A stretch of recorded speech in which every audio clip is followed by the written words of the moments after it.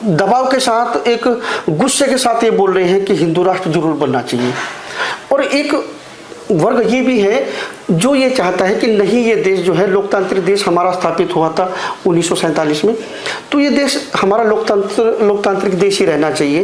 तो आप जैसे लोगों की, आप जैसे जो वर्ग है, आप जैसे लोगों का जो समुदाय है, आप जैसे लोगों का जो एक बहुत बड़ा वर्ग है, वो जो हिंदू राष्ट्र की मांग कर रहा है, क्यों कर रहा है? कि जब हिंदू राष्ट्र बनेगा तो देश में शांति होगी, और एक ही कारण है शांति का कि हमारा अभी जहाँ जहाँ भी देख लो, जहाँ हिंदू कम हो गया है उन्हीं राज्यों में सबसे ज़्यादा अशांति है। ये तो प्रत्यक्ष के लिए प्रमाण की आवश्यकता नहीं है। तो मैं कहना चाहूँगा कि ये राष्ट्र हिंदू राष्ट्र बनना चाहिए। कि अगर हम लोकतांत्रिक देश में रह रहे हैं, तो आप लोकतांत्रिक देश में रह रहे हैं, तो आपको पूजा करने से, पद्धति करने से, अनुष्ठान करने से कौन मना कर रहा है? नमस्कार, मैं हूं देवेंद्र सिंह। आज हम बहुत गंभीर विषय पर चर्चा करने के लिए एकत्र हुए हैं। हमारे बीच में समाज के कुछ बुद्धिजीवी लोग मौजूद हैं और चर्चा का विषय बहुत गंभीर और ज़रूरी है। क्यों ज़रूरी है? अभी आप देख रहे होंगे कुछ दिनों से हमारे देश में जगह जगह पर एक विचारधारा बहुत ज़ोर से उत्पन्न हुई है, एक विचारधारा बहुत ज़ोर से अग्रसर हुई है। क्या है? हिंदू राष्ट्र की मांग, ये देश हिंदू राष्ट्र बने और संविधान में संशोधन। संविधान में संशोधन क्यों चाहते हैं और हिंदू राष्ट्र क्यों चाहते हैं, और भी बहुत सारे सामाजिक बदलाव इस देश में चाहते हैं। धर्म के हिसाब से देश चलना चाहिए, और धर्म के हिसाब से देश क्यों चलना चाहिए, इस बारे में हमारे बीच में गुप्ता जी हैं। गुप्ता जी व्यापारी हैं और इनका व्यापार लगभग पूरे भारत में है। दूसरे हमारे बीच में सुरेश कश्यप जी हैं, आर्मी से रिटायर्ड हैं और देश विदेश में अपनी सेवाएं दे चुके हैं और देश विदेश में सर का नाम है। तो ये बुद्धिजीवी लोग हैं जिनसे आज हम बात करेंगे और इनसे जानेंगे कि समाज किस तरह का बदलाव चाहता है, खास करके सवर्ण समाज, या वो समाज जो भारत का अग्रणी समाज है और भारत को प्रतिनिधित्व करता है। सबसे पहले ये जानना जरूरी है कि हिंदू राष्ट्र की मांग जो संविधान लागू होने के बाद से या संविधान लागू होने से पहले भी रही है। संविधान लागू होने से पहले ये विचारधारा, ये मांग बहुतायत लोगों में नहीं थी, कम लोगों में थी, लेकिन संविधान लागू होने के बाद ये मांग धीरे धीरे बढ़ती जा रही है। और जब से वर्तमान सरकार अस्तित्व में आई है 2014 के बाद, ये मांग और तेजी से बढ़ने लगी है और लोगों के अंदर जो विचारधाराएं हैं वो बहुत तेजी से बदली है। तो हम आज उसी चर्चा पर बात करते हुए सर से ये पूछेंगे कि वो किस तरह का देश बनाना चाहते हैं और समाज में, देश में किस तरह के बदलाव होने चाहिए, वो हम सर से बात करेंगे। तो चर्चा की शुरुआत करते हैं। मेरे साथ हैं विश्वनाथ गुप्ता जी, व्यापारी हैं, तो इनसे बात करते हैं। जिस तरह की मांग बढ़ रही है, जैसे कि मैंने अभी बताया कि मांग बढ़ रही है कि बहुत सारे लोग तो एक दबाव के साथ, एक गुस्से के साथ ये बोल रहे हैं कि हिंदू राष्ट्र जरूर बनना चाहिए। और एक वर्ग ये भी है जो ये चाहता है कि नहीं, ये देश जो है लोकतांत्रिक देश हमारा स्थापित हुआ था 1947 में, तो ये देश हमारा लोकतांत्रिक देश ही रहना चाहिए। तो आप जैसे लोगों की, आप जैसे जो वर्ग है, आप जैसे लोगों का जो समुदाय है, आप जैसे लोगों का जो एक बहुत बड़ा वर्ग है, वो जो हिंदू राष्ट्र की मांग कर रहा है, क्यों कर रहा है? जय हिंद, जय भारत। सभी को मेरा जय श्री राम। अभी आप जो सवाल पूछ रहे हैं कि हिंदू राष्ट्र क्यों बनना चाहिए, बाहर के जितने भी लोग आए उनको हमारे देश ने जगह दी, उनको व्यापार करने का अवसर दिया और उनको सम्मान भी दिया। आज हमारे बीच में ये सभी जगह पर लोग हैं जो तिब्बत के लोग हैं। ये तो एक उदाहरण है, बहुत से देशों से लोग हमारे देश में रह रहे हैं और सम्मानजनक तरीके से रह रहे हैं। ये हमारा मानना तो ये है कि ये लोग तभी तक रह रहे हैं जब तक हिंदुओं का, सनातनियों का वर्चस्व है। जब इनका वर्चस्व जहाँ जहाँ भी ख़त्म हो गया, वहाँ हिंदू को ही रहना बहुत दुष्कर हो गया है। उसका एक ताज़ा तरीन उदाहरण है कश्मीर।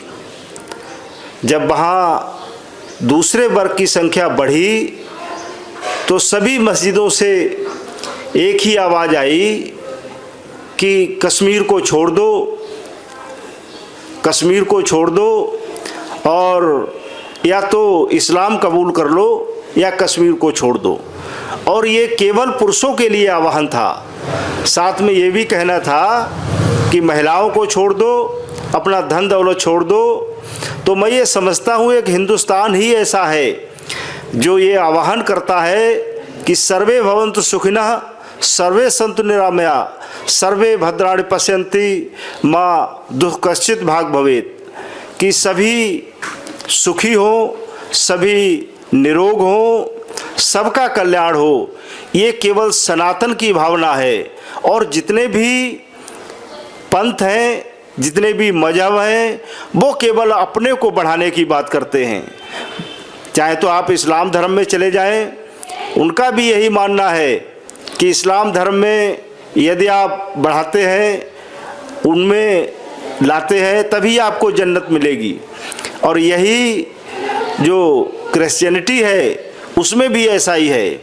तो ये क्या है, और धर्मों में और मजहबों में जैसे अभी बहुत चर्चा मैं सुनता हूँ कि ये कहा जा रहा है कि मरने के बाद आपको 72 हूरें मिलेंगी। तो एक मिथ्या एक चर्चा है। मैं देखता हूँ वीडियो में अक्सर देखता हूँ जिसमें मुस्लिम समाज के लोग कहते हैं कि हूर समुद्र में थूक देगी तो मीठा हो जाएगा। अरे आज पढ़ा लिखा समाज है, इतना टाइम हो गया तो उसने थूका क्यों नहीं? समुद्र का पानी कितने काम आता लोगों के। तो हमारा मानना तो यह है कि जो हिंदू समाज है वो एक सभ्य समाज है और वो समाज में शांति चाहता है, शांति से रहना चाहता है, शांति को दूसरे को भी अवसर देता है। और कोई भी धर्म, कोई भी पंथ, कोई भी मजहब कहीं भी किसी को भी शांति से न रहने देता है। और ना कहीं भी आप किसी भी देश में देख लो, जहाँ जहाँ भी हिंदू नहीं है वहीं ज़्यादा अशांति है। तो हमारा कहना तो ये है कि जब हिंदू राष्ट्र बनेगा तो देश में शांति होगी। और एक ही कारण है शांति का कि हमारा अभी जहाँ जहाँ भी देख लो, जहाँ हिंदू कम हो गया है उन्हीं राज्यों में सबसे ज़्यादा अशांति है। ये तो प्रत्यक्ष के लिए प्रमाण की आवश्यकता नहीं है। तो मैं कहना चाहूँगा कि ये राष्ट्र हिंदू राष्ट्र बनना चाहिए। सर मैं सर से एक सवाल करना चाहूँगा। सर, हिंदू राष्ट्र की जो परिभाषा है, हिंदू राष्ट्र की जो परिकल्पना है वो क्या है? जी, सबसे पहले आपके चैनल के माध्यम से मैं समस्त भारतवासियों को, बुद्धिजीवियों को, नारी शक्तियों को, सबको अपनी तरफ से जय हिंद वंदे मातरम बोलता हूँ। अपनी बात मैं नहीं कहना चाह रहा हूँ, बल्कि ये जनता जनार्दन की जो आवाज़ है उसको ही मैं आपस में एक जागरूकता को शेयर कर साझा करने के माध्यम से बात कर रहा हूँ। हम जो हिंदू राष्ट्र वाली बात कर रहे हैं, यह हिंदू राष्ट्र कोई आज ही नहीं है। यह अखंड भारत बहुत दूर तक फैला था। पाकिस्तान भी हमारा ही हिस्सा है, उधर ईरान भी हमारा हिस्सा है, म्यांमार, पता नहीं कहाँ कहाँ तक ये अखंड भारत फैला हुआ था। जैसे जैसे ही बदलाव आता गया, क्षेत्रवाद, भाषावाद या कुछ भी धर्मवाद से, उसकी वजह से ये इस तरीके से डिमांड बढ़ती गई और भारत सिकुड़ता गया और छोटे टुकड़ों में बढ़ता गया। मान्यवर सभी को मैं एक बात ज़रूर कहूँगा, जब हम आज़ाद हुए थे लगभग 4 अन्य धर्म के जो स्टेट राज्य देश बने थे, इस्लामिक देश बने थे, आज वो 57 बन गए हैं। जाहिर सी बात है, अगर वो 57 बने हैं तो हर आदमी को अपने धर्म को मानने का हक है, उसे पूजने का या आगे बढ़ाने का हक है। इस तरीके से हमें भी अपने धर्म को अगर मजबूत रखा जाए तो उसमें बुराई क्या है? कोई बुराई नहीं है। अगर हम अपने धर्म पर अगर कोई चर्चा करें, बात करें, हम अपने हिंदू राष्ट्र में हिंदू धर्म में रह रहे हैं और संविधान सिर्फ एक ही आदमी एक ही वर्ण क्यों माने और बाकी आदमी उसको तोड़ करके ये दंगे फसाद करें, तो ये थोड़ा मान्य नहीं है। अगर हम अपने ही क्षेत्र में, अपने ही देश में रह करके अपनी पहचान न रख पाए तो फिर हम कहाँ जाएं? हमें जनता जनार्दन से पूछना है कि हम अभी कहाँ जाएंगे? समुद्र की ओर लौटेंगे, नेपाल जाएंगे, कहाँ जाएंगे अब? अगर हम अपने देश को, हम यहाँ पर अपना पूजा पाठ नहीं करेंगे, अपनी सनातन को मजबूत नहीं रखेंगे, क्या हम किसी को बुरा कहते हैं कि आप मत करिए, आप भी अपना पाठ पूजा करिए, अपना धर्म मानिए, कोई बुराई नहीं है इसमें। लेकिन हम भी अगर माने तो इसमें बुराई क्या है? किस बात की बुराई है? या मुझे कोई बताए कि भाई हमने कोई बुराई कही है इसमें? कि अगर हिंदू राष्ट्र है तो अभी भी है, ये पहले भी था, पहले बहुत बड़ा था, दूर तक फैला हुआ था, आज ये थोड़ा सा कुछ राज्यों में ही सिकुड़ करके रह गया है। भारत में भी इसमें बहुत ज़्यादा समझाने की ज़रूरत पड़ रही है। क्यों पड़ रही है? सर मेरा सवाल ये है कि हमारा देश अभी हिंदू राष्ट्र नहीं है, लोकतांत्रिक देश है हमारा। तो लोकतांत्रिक देश में अभी आप रह रहे हैं, तो आपको पूजा करने के लिए किसने मना किया है? आप पूजा कर रहे हैं, हर तरह के आप उत्सव कर रहे हैं, हर तरह के आप आयोजन कर रहे हैं, तो यहाँ लोकतांत्रिक देश होने के बाद भी आपको पूजा करने से कौन मना कर रहा है? ऐसा थोड़ी है कि आपको जब हिंदू राष्ट्र होगा तो ही आप पूजा कर पाएंगे। पूछना चाहूँगा, क्या पाकिस्तान में हमारे हिंदू भाई थे, अब वो कितने % रह गए हैं? उनको वहाँ के हक कहाँ चले गए? वो अभी वहाँ से भागने की कोशिश कर रहे हैं। उनकी छोटी छोटी बच्चियों को, जो 12 साल की बच्चियाँ हैं, उनको पता ही नहीं है कि मैं अभी, चाहे वो ईसाई हो, चाहे वो हिंदू हो या कुछ भी, उन्हें पता ही नहीं मैं क्या हूँ, मेरे पापा मम्मी पापा मैं हमें क्या करना है। और उनको अगर ज़बरदस्ती कलमा पढ़ा करके और उनको इस्लाम कबूल कराया जा रहा है वहाँ के लोकसभा में। अभी हम पाकिस्तान पर नहीं जा रहे हैं। मेरा सवाल ये है कि अगर हम लोकतांत्रिक देश में रह रहे हैं, तो आप लोकतांत्रिक देश में रह रहे हैं, तो आपको पूजा करने से, पद्धति करने से, अनुष्ठान करने से कौन मना कर रहा है? कैसा है? अभी आपने कहाँ इसकी स्वतंत्रता कहाँ है हिंदू के लिए?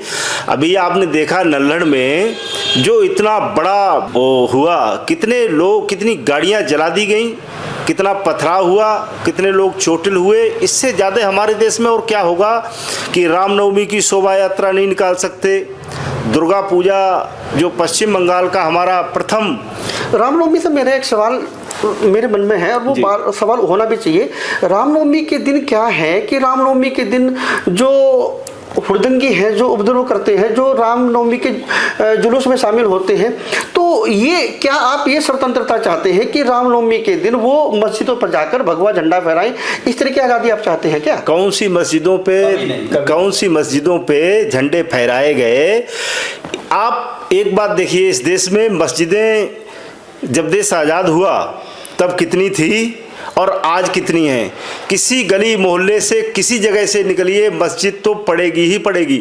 और जो हमारी शोभा यात्रा निकलेगी तो क्या मस्जिद को हटा सकते हैं या रास्ते कहाँ से नए तय करेंगे जो मस्जिद नहीं पड़ेगी? सभी जगह तो ऐसी है जहाँ मस्जिदें बनेंगी। तो शोभा यात्रा आप उनको हुड़दंगी बता रहे हो, ये उचित नहीं है। वो भगवान के भक्त हैं। हमारी भक्ति में नारे भी लगेंगे, जयकारे भी लगेंगे, कीर्तन भी गाए जाएंगे, और आप इनको अगर हुड़दंगी बोल दोगे तो ये कहाँ स्वतंत्रता, कहाँ है आज़ादी, कहाँ है हमारे पूजा की या हमारे रामनवमी भगवान की शोभा यात्रा निकालने की भी आज़ादी नहीं है। अगर मेरी बात सुनिए, अगर हुड़दंगी हम उनको इसलिए कह रहे हैं कि किसने आपको ये इजाज़त दी है कि आप मस्जिद पर जाकर उनका झंडा उतार कर वहाँ भगवा झंडा फहराए? तो हम तो उनको हुड़दंगी ही कहेंगे। कहाँ, कौन सी मस्जिद से झंडा उतारा? कौन सी मस्जिद से? मेरे पास बहुत सारी वीडियो है, मैं दिखा दूंगा आपको। नहीं, आप जगह बताओ, उसके लिए हम ऐसा कुछ भी नहीं, हम आपको बताएंगे। दूसरी बात क्या है, आप सनातन को अगर हुड़दंगी मानते हो, सनातन क्या है?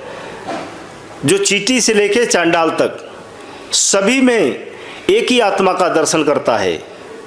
आपको मैंने पहले भी बताया, हमारे ऋषियों का उद्घोष है सर्वे भवन्तु सुखिनः सर्वे सन्तु निरामया।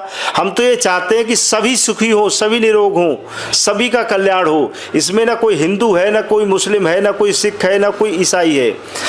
तो हम अपने देश में रह के अगर भगवान की शोभा यात्रा नहीं निकाल सकते हैं तो इससे ज़्यादा और क्या हमारे लिए क्या रह गया? बताइए, आप क्या कर सकते हैं हम? अभी एक वीडियो वायरल हुआ था दिल्ली का, कुछ नमाजी जुमे की नमाज जो है रोड पे ही होते, क्योंकि मस्जिद में इतने बहुतायत लोग नहीं जा सकते।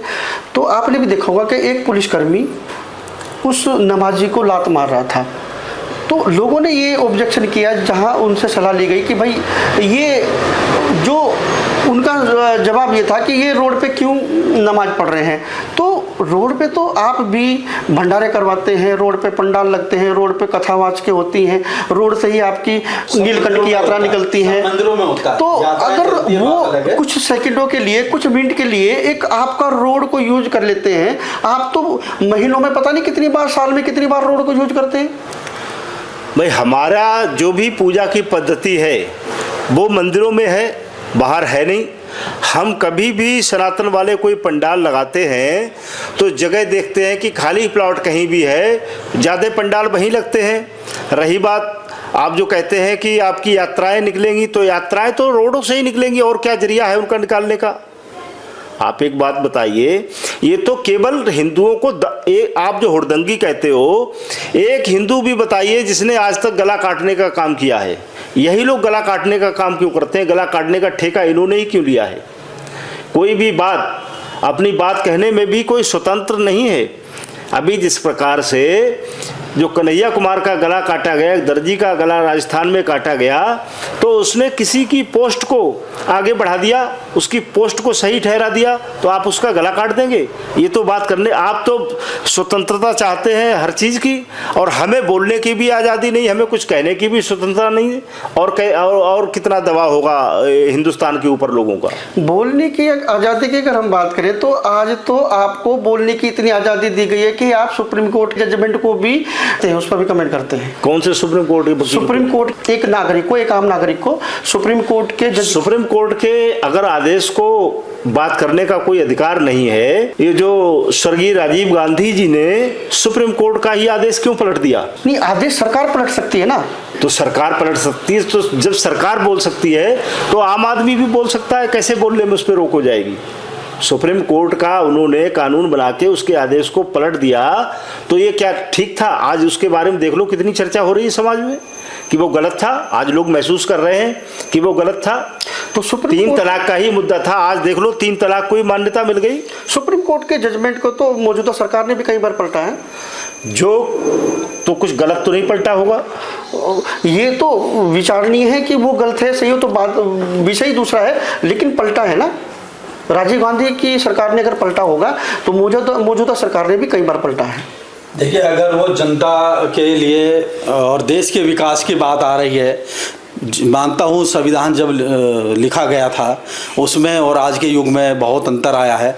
कुछ विकास के मुद्दों को लेकर के या जनता के फायदे के लेकर के अगर ऐसा कुछ संशोधन हुआ होगा तो बात अलग है, और अगर खुद के लिए ही या खुद के पार्टी के लिए ही कोई फ़ायदा पहुंचाने के लिए क्या होगा, तो ये तो कई बार देखा जा चुका है।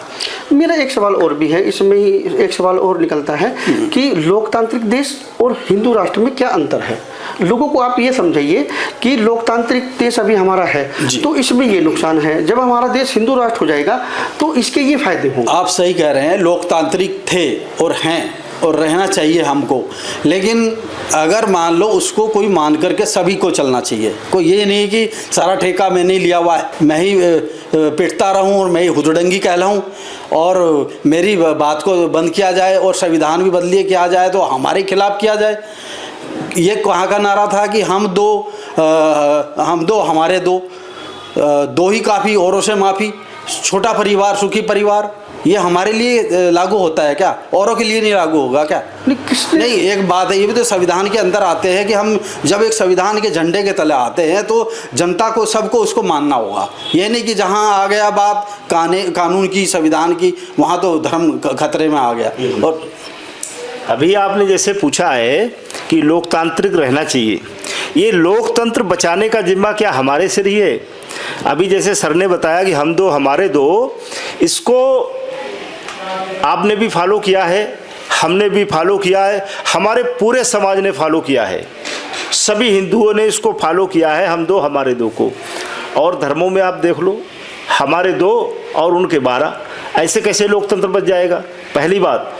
दूसरी बात, वो चिल्ला चिल्ला के इस बात को कहते हैं कि जिस दिन हमारी संख्या बढ़ जाएगी हम उस दिन सरिया लाएंगे, संविधान, बाबा साहब के संविधान को उठा के एक तरफ रख देंगे, हमारा सरिया कानून है वो चलेगा। उनकी संख्या अगर हम बात करें, उनकी संख्या 20% है, आपकी संख्या 80% है, आप बहुसंख्यकों में आते हैं, वो अल्पसंख्यकों में आते हैं, तो ये कैसे संभव है कि वो सरिया कानून यहाँ पे लागू करते हैं? अल्पसंख्यकों को सारी सरकारें हैं, केवल भारतीय जनता पार्टी छोड़कर। भारतीय जनता पार्टी ये कहती है सबका साथ, सबका विकास और सबका विश्वास। बाकी आप किसी भी पार्टी को ले लीजिए, सभी पार्टियां जो हैं वो उनको ही संभाल के ले रही हैं, आपके सामने है, समाज के सामने है, हमें कुछ कहने की जरूरत नहीं है। अच्छा, एक सवाल मेरा और ये भी है कि बीजेपी के मंत्री और नेता और जितने भी हिंदू संगठन हैं, हिंदू महासभाएं हैं, चाहे बजरंग दल हो, चाहे धर्म, हमारे धर्माचार्य हो, सब संविधान खत्म करने की या संविधान को बदलने की बात कहते हैं। तो एक सवाल पब्लिक में ये आता है कि संविधान में ये जो अग्रणी समाज है, ये जो धर्माचार्य हैं, इनको संविधान का कौन सा अनुच्छेद, कौन सी संविधान की बात गलत लगती है कि ये संविधान बदलना चाहते हैं? जी, ये प्रश्न आपका बहुत अच्छा है और ये समाज में हर व्यक्ति को इसके प्रति जागरूक होना चाहिए। अभी जैसे आपने पूछा कि सभी अग्रणी समाज, सभी साधु संत, अभी अग्रणी समाज या बैकवर्ड समाज या दलित समाज, अभी ये हिंदुओं में ही नहीं है, ये मुस्लिमों में भी है। अभी जल्दी में ही एक फैसला आया है पश्चिम बंगाल के हाई कोर्ट से, 179 पिछड़ी जातियां हैं, उनमें से 150 या शायद 153 मुस्लिम पार्टियों को, मुस्लिम जातियों को बैकवर्ड में डाल दिया गया। अभी जिस प्रकार से राहुल गांधी जी ने कहा, उन्होंने स्पीच दिया, सभी लोग उनको अन्यथा ले रहे हैं। उन्होंने कहा एक्सरे करेंगे। एक्सरे का साफ मतलब है कि किससे लेना है और किसको देना है, किसके पास नहीं है। अब मैं आपको ये भी बता दूं, नहीं किसके पास है, जो बांग्लादेश से, बर्मा से और जगह जगह से घुसपैठिए आए हैं, उनके पास तो कुछ है नहीं। उनके पास क्या है, उनके पास बच्चे बहुत हैं, उनके पास वोट बैंक बहुत है। तो कांग्रेस ये चाहती है हम हिंदुओं से लेंगे और उनको देंगे। हमारे पास तो यहाँ होना ही होना है, जब हम यहाँ के नागरिक हैं, हमारी संपत्ति तो यहाँ होनी है। तो उनका एक ही साफ संदेश है कि हम हिंदुओं से लेंगे। वो जो आरक्षण बांग्लादेश का फैसला आया है, ओबीसी की जातियों से लेकर मुस्लिमों में बढ़ाया गया है, वो साफ उसके लिए प्रत्यक्ष हो गया है पश्चिम बंगाल का। वो सभी जगह होना है, वो जो राहुल गांधी जी कह रहे हैं वो सभी जगह वही काम होना है। इसीलिए तो वो मुस्लिम वोट बैंक उनके साथ जा रहा है सभी जगह। नहीं, वो तो अगर इस तरह की बहुत सारे अल्पसंख्यक के लोग जो अगर गरीब हैं, तो आपको EWS से भी तो आरक्षण मिला है। 10% आपकी जनसंख्या, अगर हम बात करें पूरे भारत में, तो जो सवर्णों की संख्या 10% है, तो 10% ही आपको आरक्षण आपको भी तो दिया है। हमें क्या आरक्षण दिया? कहाँ? EWS में 10% आरक्षण जो है सवर्णों को भी दिया गया है। भाई सवर्णों में कौन है? देखो पहली बार पता लग रहा है कि ऐसा सवर्णों में ब्राह्मण हैं, क्षत्रिय हैं, वैश्य हैं और कायस्थ हैं, वो वैश्य में ही आते हैं। तो बाकी सभी आरक्षण चाहते हैं इनको छोड़कर। अभी आप एक बात बताइए, चलिए मैं आपका एक उदाहरण लेता हूँ कि आप यदि ऑपरेशन कराने जाते हैं तो आप क्यों चाहते हैं कि हमें अच्छे से अच्छा डॉक्टर मिलना चाहिए? आप ये ढूंढते हैं ना। आप कोर्ट में जब जाते हैं तो आप चाहते हैं कि अच्छे से अच्छा वकील हमें मिलना चाहिए जो हमारी न्यायिक प्रक्रिया को ठीक से बताए। आप अपने बच्चे को जब पढ़ाना चाहते हैं तो आप अच्छा स्कूल, अच्छा शिक्षक ढूंढते हैं। उस टाइम कोई भी अपनी बिरादरी में नहीं जाना चाहता है, केवल एक वोट बैंक की राजनीति है जो अपने बिरादरी में, अपने समुदाय में जाना चाहता है, जो देश के लिए बहुत ज़्यादा खतरनाक है। राष्ट्र की सत्ता उनके हाथों में होनी चाहिए जो लालच से दूर हैं, जो देश के लिए किसी भी स्थिति से गुजरने के लिए तत्पर हैं। अगर ऐसा नहीं होता तो जिस प्रकार से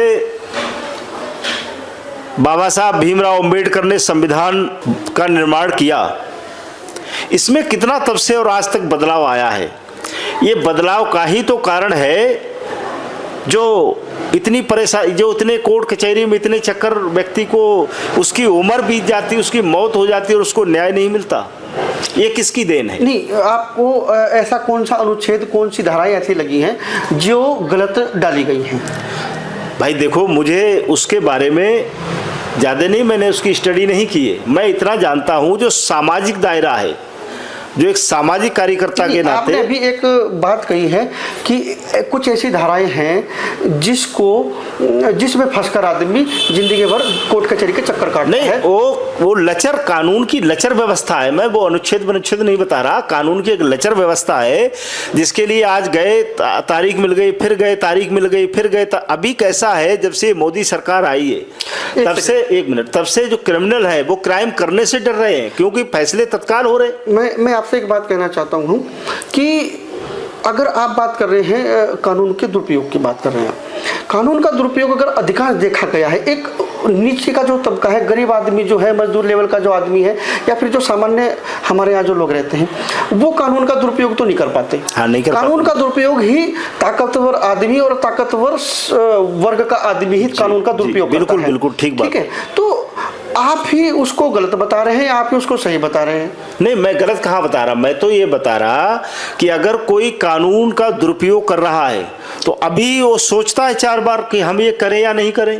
कानून का पालन लोग कड़ाई से करने लगे जब से मोदी सरकार आई है। इससे पहले आप देख लो, कांग्रेस के शासन में, चाहे आप यहाँ यूपी में देख लीजिए, अखिलेश की सरकार थी, मुलायम सिंह की सरकार थी, कितना अत्याचार था लोगों पे। आज अत्याचार नहीं हो रहा है। आज लोग आज़ादी से, हमारी बहनें हैं, बेटियां हैं, किसी भी टाइम घूम रही हैं, तो ये डर बैठ गया ना लोगों के मन में। ये कानून का ही डर है, उसका पालन किया जा रहा है। अच्छा, मैं अगर बात करूं, अगर हम डेटा निकालें, योगी सरकार को 7 साल लगभग हो चुके हैं, अगर हम डेटा निकालें तो आज भी बलात्कार के केस ना कम हुए हैं। बलात्कार के केस, इतनी बढ़िया कानून व्यवस्था होने के बाद भी बलात्कार के केस कम नहीं हुए हैं। और ज़्यादातर निचले जो समाज है, निचला जो समाज है, उनकी महिलाओं के साथ ज़्यादा शोषण होता है।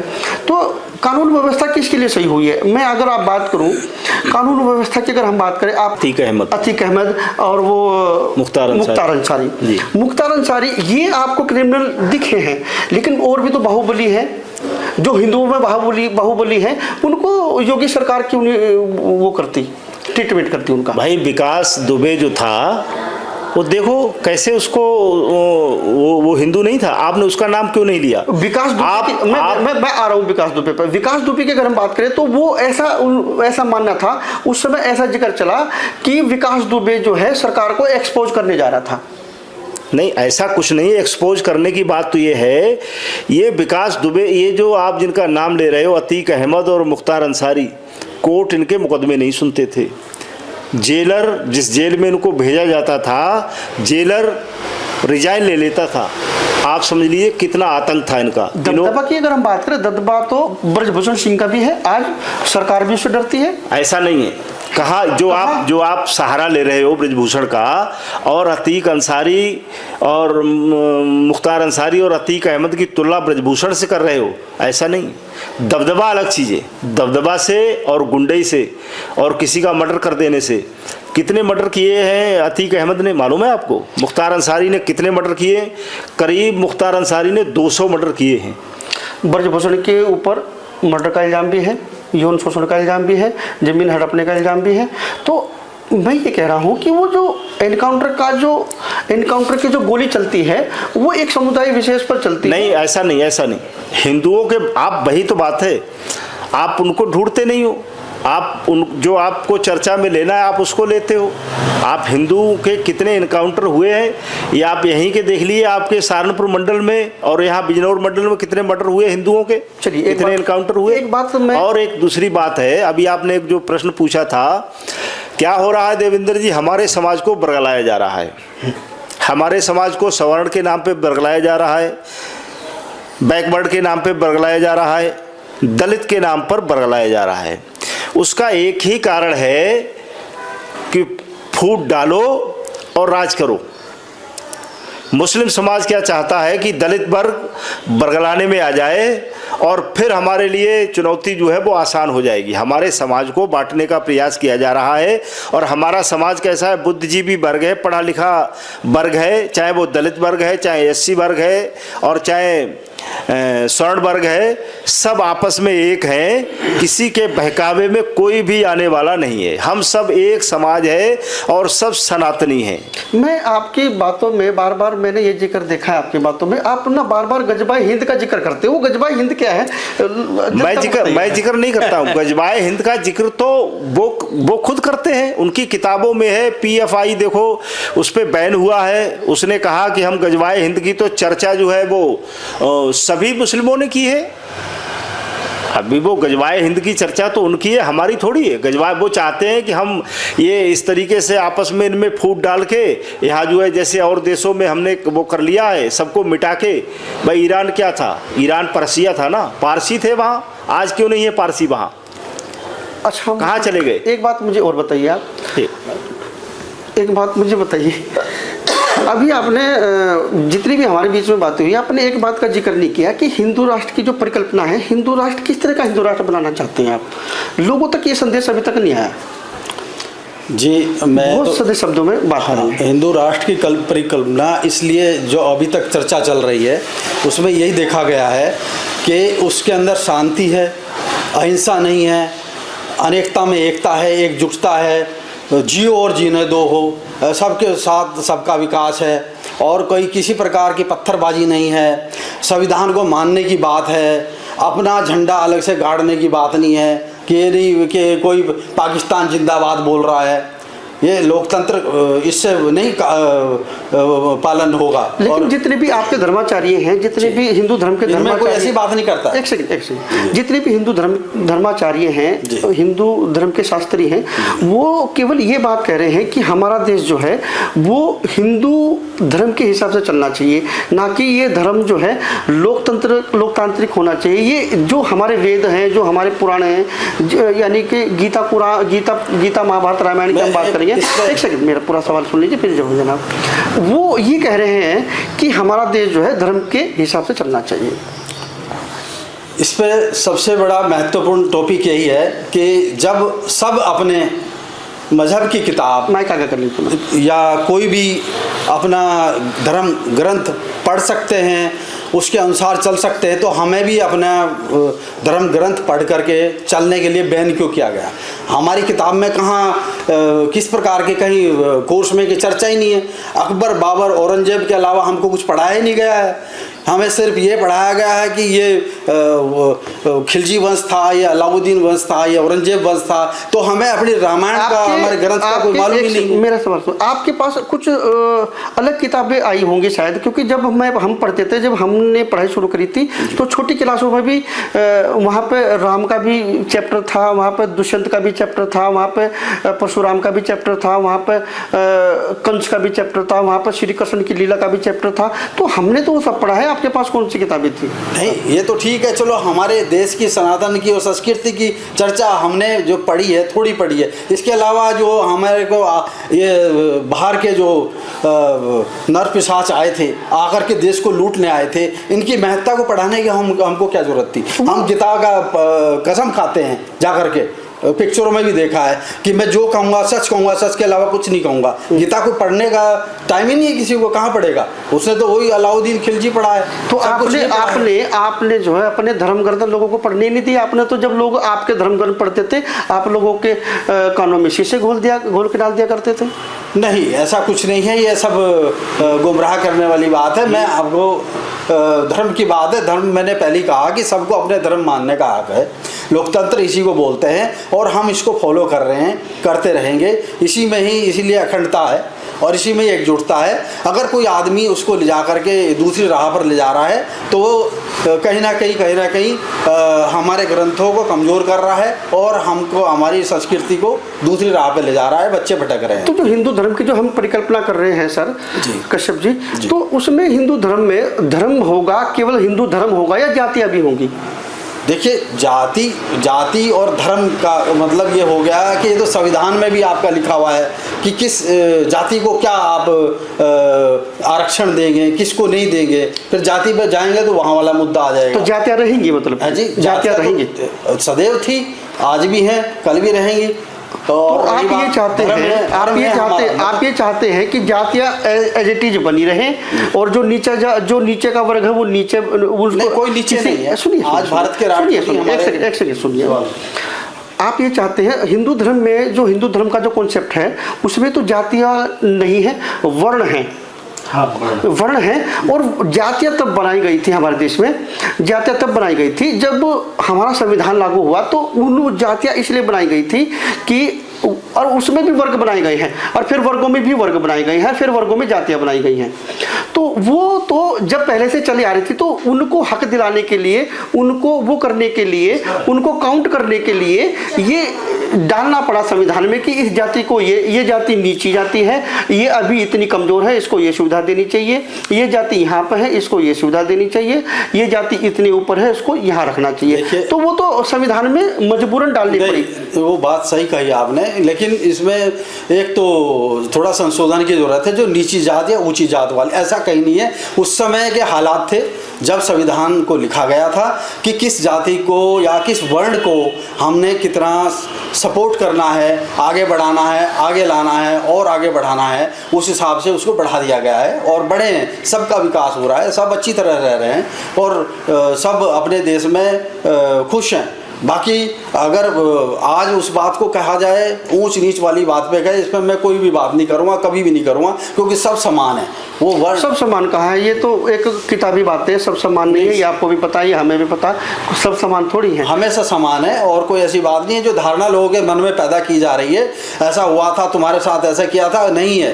भ्रम पैदा किया गया, भ्रामक है।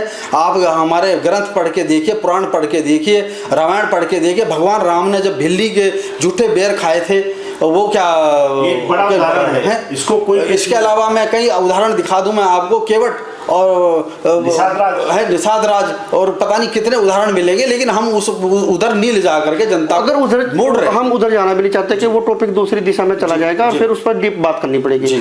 तो चलो खैर, मैं केवल ये कहना चाह रहा हूँ कि जहाँ आप हिंदू राष्ट्र बनाने की बात कर रहे हैं, हिंदू राष्ट्र की कल्पना कर रहे हैं, परिकल्पना कर रहे हैं और कोशिश भी कर रहे हैं, तो हम ये कह रहे हैं, हम ये पूछना चाह रहे हैं, समाज ये पूछना चाह रहा है आपसे कि वो जो हिंदू राष्ट्र का जो कॉन्सेप्ट है वो अभी तक लोगों की समझ में नहीं आया है। आप किस तरह का हिंदू राष्ट्र बनाना चाहते हैं और उसकी जरूरत क्यों पड़ रही है?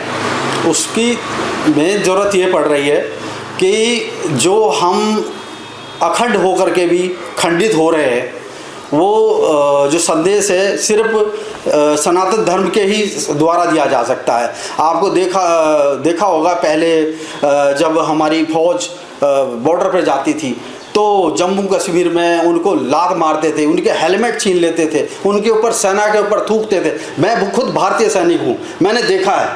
वो लोकतंत्र उस समय खतरे में नहीं रहता था। बुलेट भी वो दी थी, पैलेट गन वो वाली बुलेट दी थी ताकि पत्थरबाजों को लगे, चोट नहीं पहुंचनी चाहिए।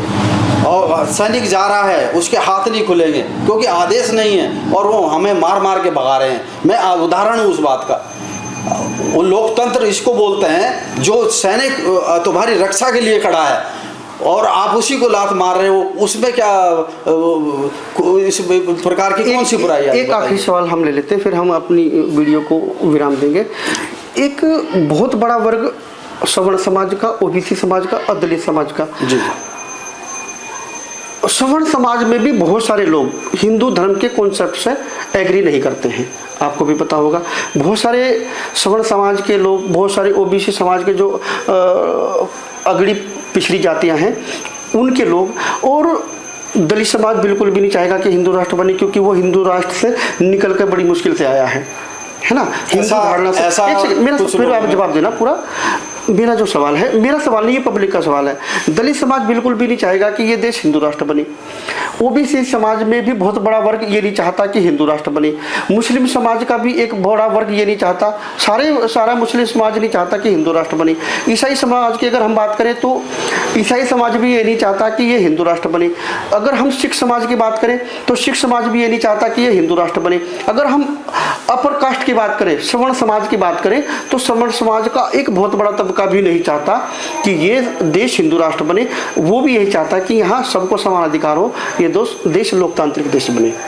उस पर आप क्या कहते हैं? लोकतांत्रिक देश तो ये है, लेकिन उसको कोई मान नहीं रहा है। कोई गजवाए हिंद की तैयारी कर रहा है, कोई खालिस्तानी पन्नू से फंड ले रहा है, कोई किसी और विचारधारा में जा रहा है।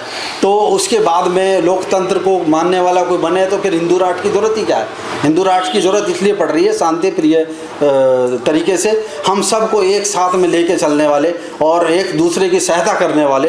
अगर चींटी भी पैर के नीचे आ जाए उसके भी लिए भी पश्चाताप करने वाले कि चींटी पैर के नीचे आ गई। बाहर का चिड़िया भी है तो कुत्ता भी है, उसको भी सम्मान से कुछ ना कुछ खिलाने वाली जो भी है वो एक ही सनातनी है जो एक दूसरे को सम्मान करते हैं। बाकी रही बात मेरे दलित भाइयों के लिए, मैं तो हाथ जोड़ करके उनसे यही विनती करूँगा, गुमराह ना हो, आप बेभ्रमित ना हो। आप हमारे भाई हैं, थे और रहेंगे। आप थे, आपका वर्णन रामायण में भी है, हर जगह पर है, आपका किरदार हर जगह है और बहुत ही ज़्यादा आदरणीय है, सम्माननीय है। आकर के अगर कोई अपने ही प्लेटफॉर्म से कोई इस तरीके से भ्रामक खबरें फैला रहा है, प्लीज़ आप उधर मत जाएं। अगर आपको ज़रूरत है तो आप चले जाइए, आप ही आने वाले भविष्य के मुस्लिम हैं। मैं आपको खुलेआम बताता हूँ इस बात को, क्योंकि आप अपने प्लेटफॉर्म को छोड़ करके जा रहे हैं। दुविधा में दोनों गए, माया मिली न राम। आप कहीं के नहीं हैं, आप बताइए, या तो पूरा हिंदू बनिए या पूरा कुछ और बनिए, जो आपकी इच्छा है वो बनिए। आपने अभी ये कहा है कि आप दलित समाज के लिए आपने बोला है कि आप कहीं के भी नहीं रहेंगे या आप मुसलमान में कन्वर्ट हो जाएंगे, तो ऐसा नहीं बोलना चाहिए।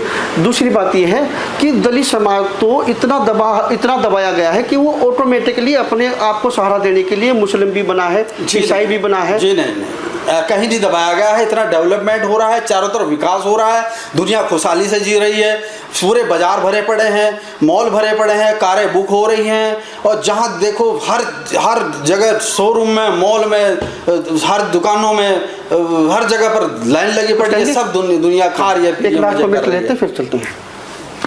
आपका एक प्रश्न है कि दलित समाज को बहुत दबाया जा रहा है।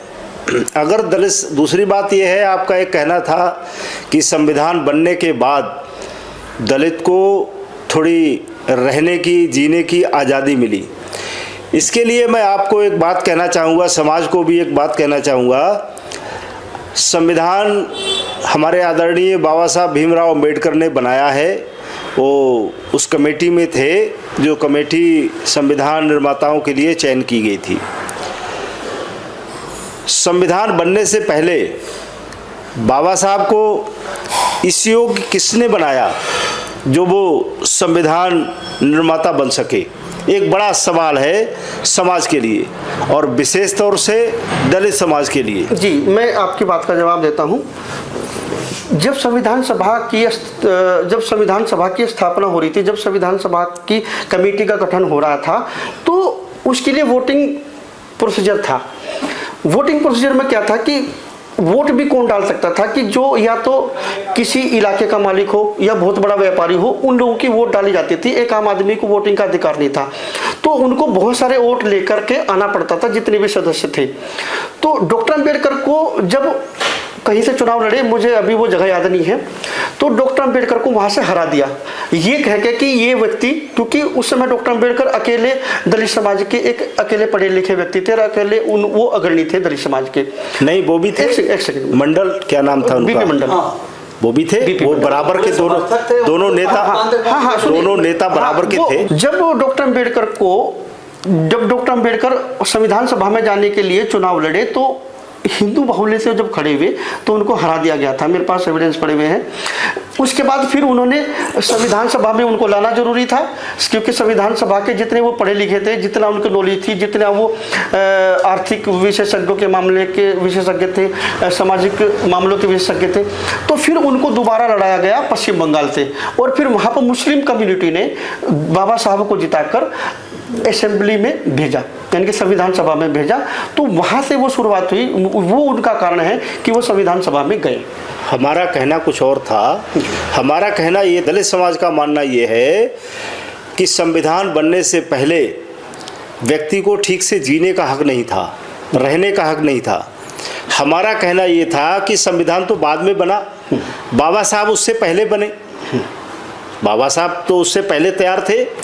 बाबा साहब को तैयार करने का ये अवसर कैसे मिल गया अगर संविधान बनने से पहले लोगों को, दलित समाज को जीने का, रहने का अगर अधिकार ठीक से नहीं था। चलो खैर, ये विषय फिर दूसरी तरह हम विषय नहीं, दूसरी तरफ और दूसरी बात, आज दलित समाज जो सवर्ण समाज पर उंगली उठा रहा है, बाबा साहब अम्बेडकर को भी पढ़ाने वाले, शिक्षा दिलाने वाले एक ब्राह्मण थे, महाराष्ट्र के एक ब्राह्मण हैं, और उनके नाम की ही उपाधि अम्बेडकर की, ये अम्बेडकर जी के पास है। इसके लिए भी आपको गूगल करना चाहिए, ठीक से पढ़ना चाहिए, समाज में ये संदेश सर ठीक से लोगों को देना चाहिए। ये कैसा है। और आपने एक बात कही कि कान जो ये करता था उनके कानों में शीशा घोल के डाल देते थे। आपके पास एक उदाहरण नहीं है इस चीज़ का, ये केवल एक भ्रामक पद्धति है जिसमें लोगों को भरमाया जा रहा है। ये जो आप जिसकी बात करते हैं मनुस्मृति की, मनुस्मृति जो वास्तविक मनुस्मृति है उसको आप खोजिए, उसको आप पढ़िए, उसमें क्या है। ये जो शिक्षा मंत्री बनाए गए, आप इनके बारे में पढ़िए। ये कम्युनिस्टों ने हमारे जितने भी धर्म ग्रंथ हैं इनमें बहुत बड़ा घालमेल है, बहुत इसमें जो है मिलावट है। चाहे आप उसमें महाभारत लीजिए, चाहे उसमें आप वाल्मीकि रामायण लीजिए, चाहे अब आप कहेंगे हो कैसे गया। जिसकी सत्ता रहती है वो कुछ भी करने में समक्ष है। आपका जो मंत्री बना था, जो विमान हाईजैक किया गया था, वो कौन था मंत्री? मुस्लिम था। उसने अपनी दम पे ये सारा काम किया और बहुत खूंखार आतंकवादी वो सरकार से छुड़वा लिए। तो ये जो हमारे धर्म ग्रंथों की बात है जिसके सहारे बरगलाया जा रहा है, ये धर्म ग्रंथों में मिलावट की गई है। आप बुद्धिजीवी अगर हैं, स्वयं को बुद्धिजीवी मानते हैं, तो आप उनको समझिए ना ठीक से कि क्या ठीक हो सकता था। और अगर ठीक नहीं हो सकता था तो आज आपकी संख्या ज़्यादा कैसे, हमारी संख्या ज़्यादा कैसे नहीं। जैसे आपने कहा सवर्ण जो 10% है और दलित 30% है, फिर आपकी संख्या कैसे बढ़ गई अगर आपको रहने का, जीने का अधिकार नहीं दिया गया तो? सब जगह पर सब हक मिला। आपका अधिकार कैसे बढ़ गया? आप कैसे बढ़ गए ज़्यादा? अगर आपको दबाया गया होता, रोका गया होता, तो जैसे आज पाकिस्तान से हिंदू घट गया, आज बांग्लादेश से हिंदू घट गया, अफगानिस्तान से हिंदू घट गया, हिंदुस्तान से दलित घट जाता अगर ऐसी बात होती। ऐसा नहीं है, ये केवल गुमराह किया जा रहा है। गए थे पाकिस्तान, वहाँ से गुमराह होकर के यहीं देख लो, आज उनका नाम अस्तित्व खत्म हो गया। बाबा साहब को सपोर्ट किया था, बाबा साहब वो वहाँ कानून मंत्री बने थे और भाग कर आए। तो ये जो गुमराह में आ जाएंगे उनकी स्थिति जो है मंडल जैसी होगी। और जो समाज में ठीक समझ के चलेंगे कि वाकई हम कैसे हैं और कैसे होना चाहिए, तो उनकी स्थिति अम्बेडकर जी जैसी होगी। चलिए इस चर्चा को यहीं विराम देते हैं। और आपको ये वीडियो कैसे लगी? चर्चा बहुत अच्छी थी। आपको ये वीडियो कैसे लगी, ये बातचीत कैसे लगी, हमें कमेंट करके बताइए और हमारे चैनल को सब्सक्राइब कीजिए। और जो भी हमारे बीच में जो वार्तालाप हुई है, ये वीडियो आपको कैसे लगी, अपनी बात कमेंट बॉक्स में जरूर बताइए। नमस्कार।